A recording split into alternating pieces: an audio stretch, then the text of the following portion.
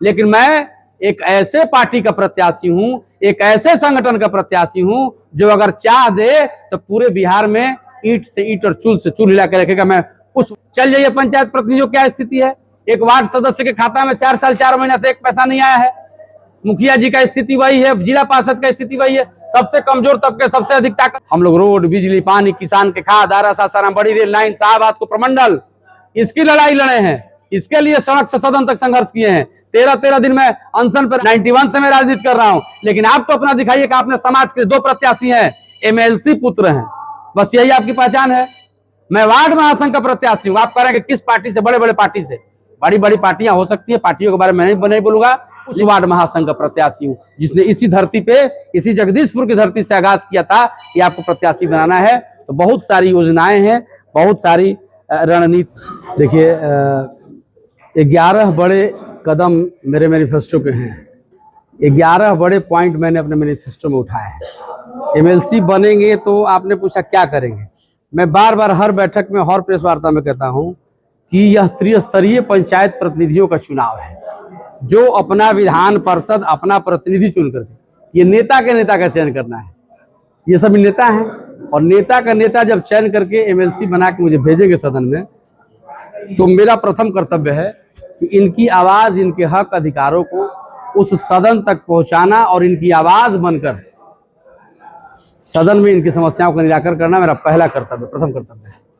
पूरे एमएलसी पुत्र है, अपने सभा में कह रहे कि अब हम आवाज उठाएंगे सदन में अगर जीत के जाते हैं, जबकि 10 वर्ष उनके पिताजी रह चुके, त्रिस्तरीय का अभी तक आवाज। यह तो स्वयं अपने प्रश्न का उत्तर आप दे ही रहे हैं। उठाएंगे, करेंगे कब? जब भोजपुर बक्सर वार्ड महासंघ ने मनोज उपाध्याय को अपना प्रत्याशी बनाया और वार्ड महासंघ ने कहा कि हमारा ये प्रत्याशी ये आवाज बन करके, आज तक आपने क्यों नहीं उठाया? 10 साल में वार्ड सदस्य, मुखिया जी, जिला परिषद, मेयर, डिप्टी मेयर, यानी त्रिस्तरीय पंचायत प्रतिनिधियों के लिए आपने क्या आवाज उठाया? अब उठाएंगे तो 10 साल में तो दो टर्म रहे तो आप तो उठाए नहीं, 10 साल वो टर्म में वो भी रहे, तो उठाएंगे तो अच्छी बात है, एहसान थोड़े करेंगे। लेकिन यह प्रत्याशी, वार्ड महासंघ ने शुरू से ही कहा है कि हम लोग वार्ड पार्षद, मेयर, डिप्टी मेयर, त्रिस्तरीय पंचायत प्रतिनिधियों को, बात को सदन में रखेंगे। महंगाई कहाँ गई? वेतन क्या है? मानदेय क्या है? पेंशन क्या है? 29 माह से पेमेंट मानदेय नहीं मिला है, 1100 मिलता है, क्या होगा? माननीय नेता तक या सरकार तक इन बातों को पहुंचाना त्रिस्तरीय पंचायत प्रतिनिधि का काम है। अगर ये नेतागण मुझे चुनते हैं, चुन्नू यादव जी भेजते हैं, शिवसागर कुशवाहा जी और नरेंद्र जी को भेजते हैं, तो मेरा यह काम है कि जगदीशपुर समेत भोजपुर और बक्सर के 25 प्रखंड के पंचायत प्रतिनिधियों की क्या व्यवस्था है, और एक संदेश जाएगा, एक इतिहास रचने जा रहा है भोजपुर बक्सर वार्ड महासंघ, एक प्रत्याशी अपना बना करके चुनाव करना। वार्ड महासंघ के आप निर्दलीय प्रत्याशी भी है और कई तरह के आरोप भी आप पे लगाए जा रहे हैं, पार्टी से गद्दारी किए हैं, पार्टी को नहीं समझे, पार्टी मदद किए। देखिए मैं फिर कहूंगा, पार्टी के बारे में कुछ नहीं बोलूंगा, इसलिए मैं बार बार कहता हूँ, जिसे मैंने कल तक मैं कहते चलता, प्रचार करते चल रहा था कि पार्टी मेरा मंदिर है, संगठन मेरा मंदिर है, मंदिर टूट जाएगा तो बतासा, थोड़ा शांत बतासा नहीं मिलेगा, और बस क्या कहेंगे पार्टी खराब हो गई? पार्टी खराब नहीं हुई है। और गद्दारी की परिभाषा मैंने पूर्व के प्रेस वार्ता में दिया था कि गद्दार कौन, यह प्रश्न का जवाब मैंने दिया था। मैंने पार्टी से कोई गद्दारी नहीं की है। प्रजातांत्रिक पद्धति में चुनाव लड़ना अब मेरा कर्तव्य है, और वार्ड महासंघ और अन्य प्रतिनिधियों ने, त्रिस्तरीय पंचायत प्रतिनिधियों को इतना दबाव था और मैं इतना आगे बढ़ गया था कि वहां से लौट कर आना मेरे लिए नामुमकिन था। पार्टी द्वारा दबाव भी दिया जा रहा है? नहीं, पार्टी द्वारा दबाव क्या दिया जाएगा? पार्टी द्वारा दबाव नहीं दिया गया।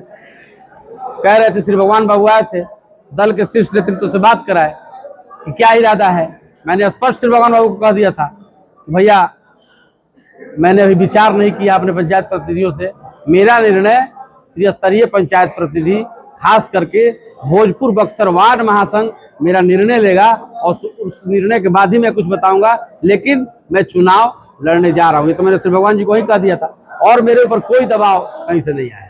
क्या लगता है ये चुनाव जो हो रहा है, एक तरफ पार्टी एक तरफ वार्ड समिति है, एक तरफ पार्टी लड़ रही है दूसरी तरफ वार्ड लड़ रहे हैं, जीत किसकी? देखिए, ये तो रामलीला मैदान में नामांकन समारोह में ही तय हो गया था। विजय श्री की गाथा उसी दिन लिख दी गई थी, इबादत लिख दी गई थी कि वार्ड संघ चुनाव जीत गया है।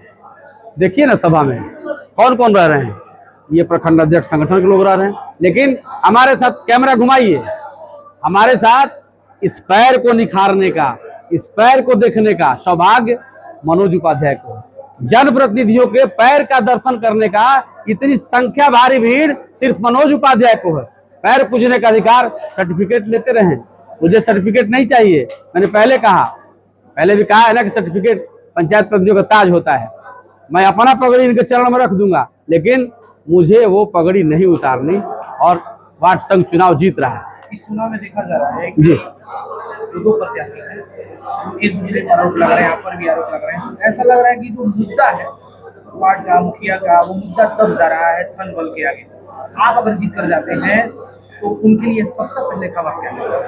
देखिए, मैंने कहा ना, ग्राम स्वराज का बापू ने सपना देखा, धन बल जन बल। ये चूंकि आप लोग प्रश्न करते हैं इसलिए कहते हैं, मैं फिर कह रहा हूं, फिर दोहरा रहा हूं, तहरा रहा हूं, इस बार धन बल हारेगा।